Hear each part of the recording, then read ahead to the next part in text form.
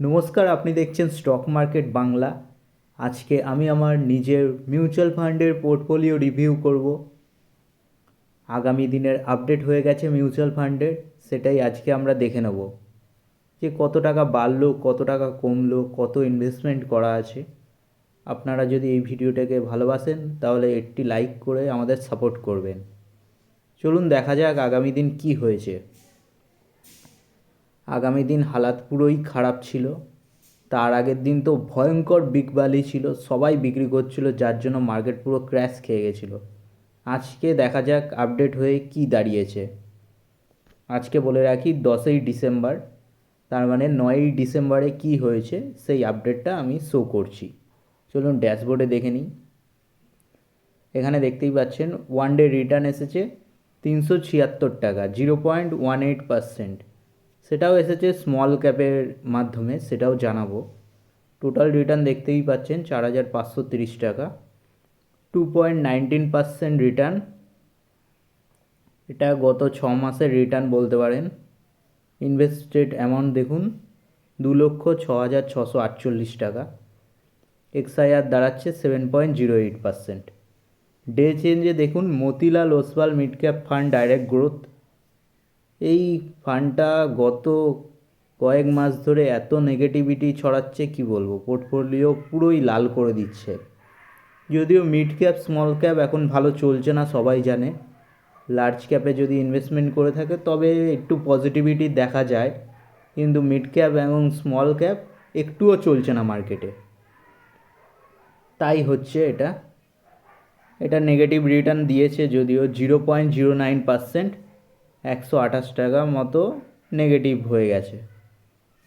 এবার বন্ধন small cap fund, যেটা দিয়ে আসল রিটার্নটা এসেছে, 491 টাকা রিটার্ন দিয়েছে, 0.86%। পজিটিভ দেখিয়েছে, যার জন্য রিটার্নটা কালকে এসেছে। তারপর Nipon India growth mid cap fund, এটাও মিড ক্যাপ ক্যাটাগরির মধ্যে, কিন্তু এতেও কিন্তু ভালো রিটার্ন দিচ্ছে। তাও 0.53% রিটার্ন দিয়েছে, 7.45 রুপিস। তারপরে Nipon India small cap fund, কালকে স্মল ক্যাপ ফান্ডগুলো একটুখানি ভালো রিটার্ন দিয়েছে, 0.87% দিয়েছে, 11.95 রুপিস। তারপরে HDFC flexi cap,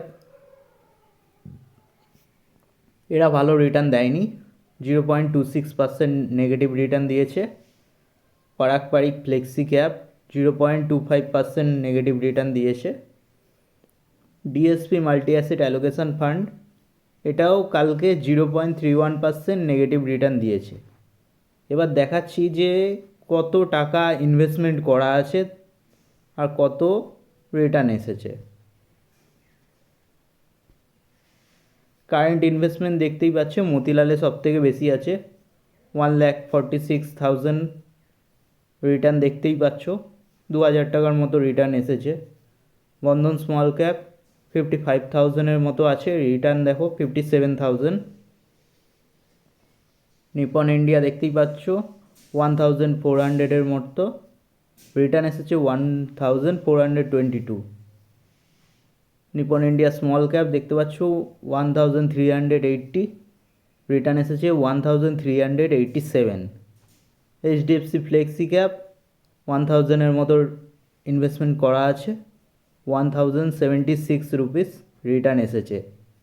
Parag flexi cap 1,000 investment, 1,074 rupees এসেছে রিটার্ন। আর DSP multi asset allocation fund, এটা টেস্টিংয়ের জন্য রাখা হয়েছে, 100 ইনভেস্ট করা হয়েছিল 5 days এগো, সেটা রিটার্ন 1%-এর মতো এসেছে, 101। ঠিক আছে, এটা দেখিয়ে দিলাম। এবার রিটার্নগুলোও দেখতে পাচ্ছ ভালো মতো, কত ইনভেস্টমেন্টে কত কত রিটার্ন ছিল, 1.55%।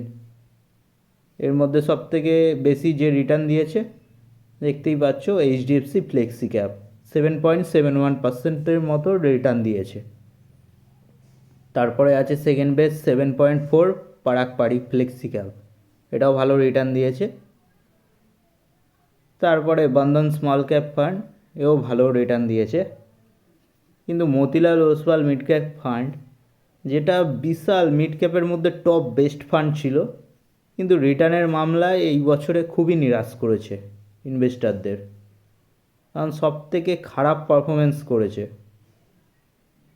কারণ এটা খুবই স্মল ক্যাটাগরির ফান্ড, তার মানে স্মল ক্যাটাগরি, তার মানে স্মল অ্যামাউন্ট ফান্ড স্টক রাখে।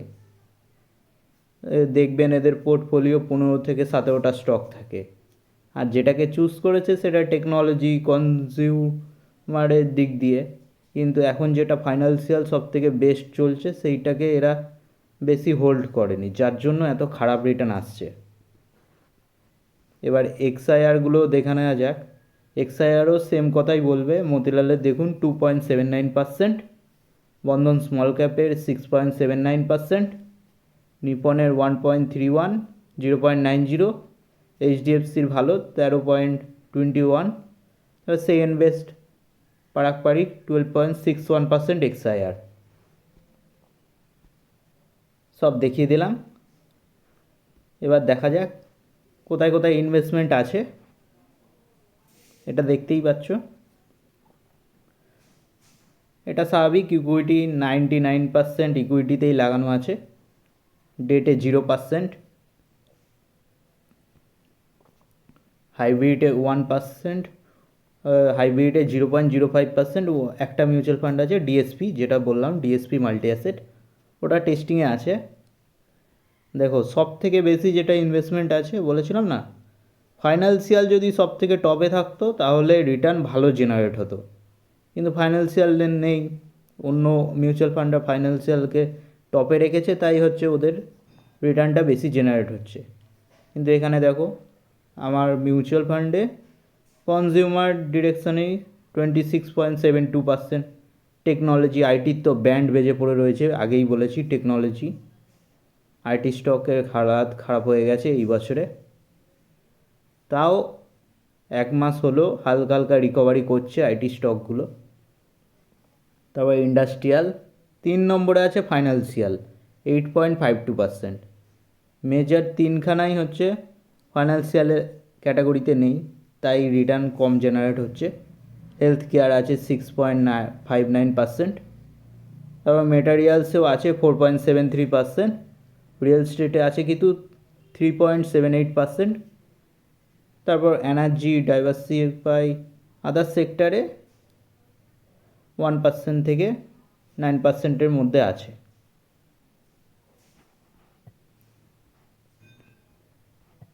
আজকের মতো ভিডিওটা এইটুকুনি, দেখা হচ্ছে নেক্সট ভিডিওতে। ভালো লাগলে অবশ্যই ভিডিওটি লাইক করবেন, চ্যানেলটিকে সাবস্ক্রাইব করে আমাদের সাপোর্ট করবেন। দেখা হচ্ছে পরের ভিডিওতে।